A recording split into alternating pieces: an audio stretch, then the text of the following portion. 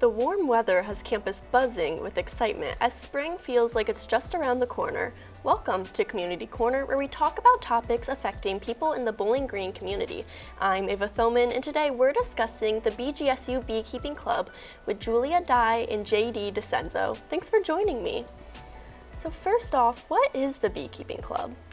I would say the Beekeeping Club is a lot of individuals who are really passionate about bees. They're passionate about insects, beekeeping, and we all come together, we learn together, we play games together, we do activities, and we go out to the hives together. So I would say really it's a community. It's a community building activity and club. All right, and what are some of the activities you do?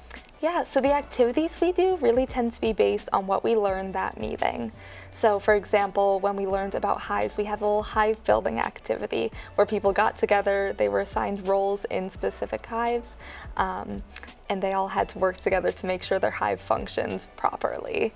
So yeah, it's like I said, it's very day-by-day basis. Yeah, and then do you guys have any hives with real bees? Yes, we do. We had a temporary apiary site last year, so actually it got moved this year. We had about 5 hives then, but since this past winter, we have about 2. Okay, and then what do beekeepers do? So the main role of beekeepers, I think, is just really work in tandem with the bees. Bees are very self-sufficient, but sometimes, some years, they're not able to get everything done that they need to.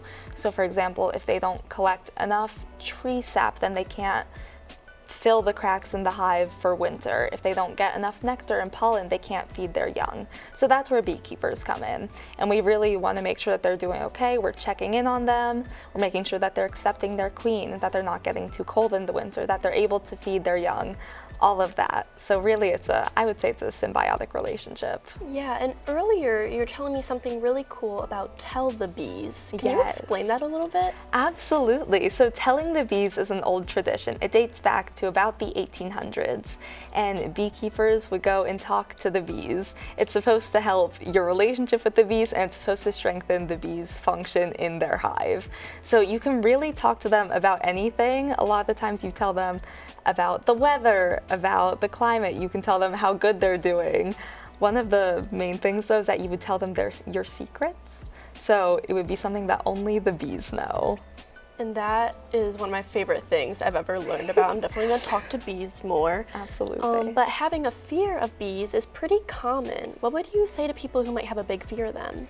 Yes, I mean, overall, bees are very docile. They really do not want to sting you. If they do sting you, it's typically only out of self-defense. If you're harming them in some way, maybe you're trying to bug their hive a little too much, or also if you're wearing tight clothing and a bee gets in there and gets stuck, then it will sting you in self-defense, which is why it's better to wear more loose clothing and why a lot of the beekeeper suits are very loose, so that if one gets in, it won't get trapped and end up stinging the beekeeper.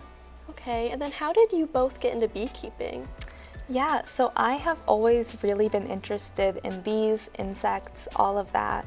So at Campus Fest, actually my freshman year I had a bee land on my hand at Campus Fest, and it kind of felt like a sign, and I saw the Beekeeping Club, so I joined.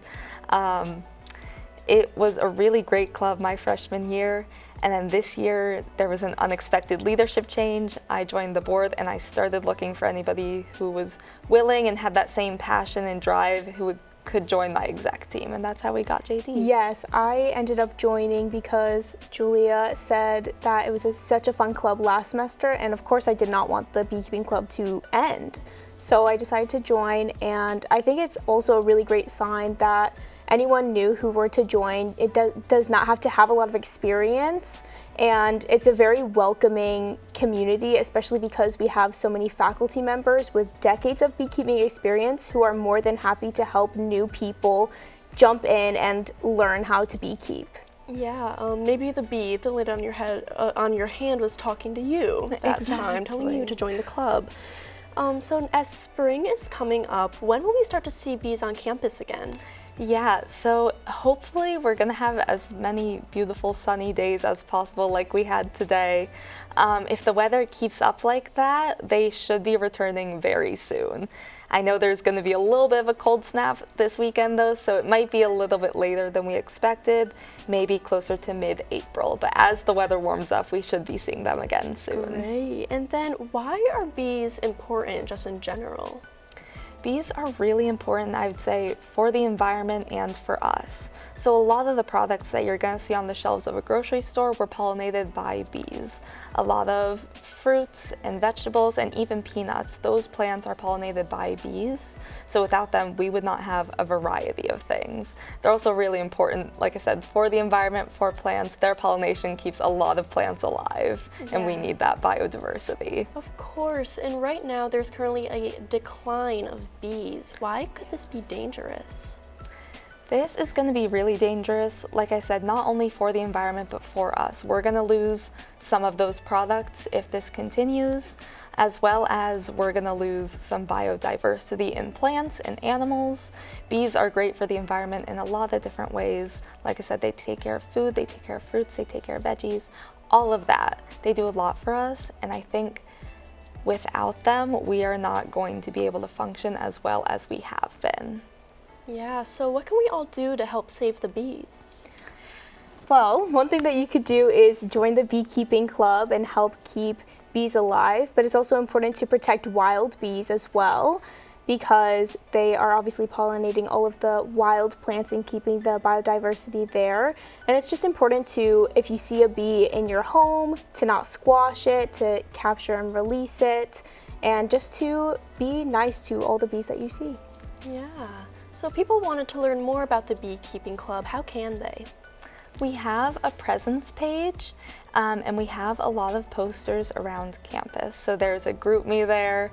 Like I said, my email is also on there, as well as on the presence page. So hopefully, if people are interested in the organization, they could look there, look for more information, get in contact with me, or join the GroupMe. We post information there. We also have an Instagram page. So anyone who follows that can see the weekly updates we post. They can see the overall news of how the bees are doing and all that.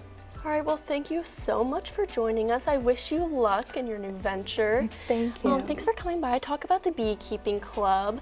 Be sure to check them out on Instagram and Facebook. And next week, we'll bring you more local topics affecting the Bowling Green community. Check out bgfalconmedia.com for all of your campus news. I'm Ava Thoman with BG24's Community Corner.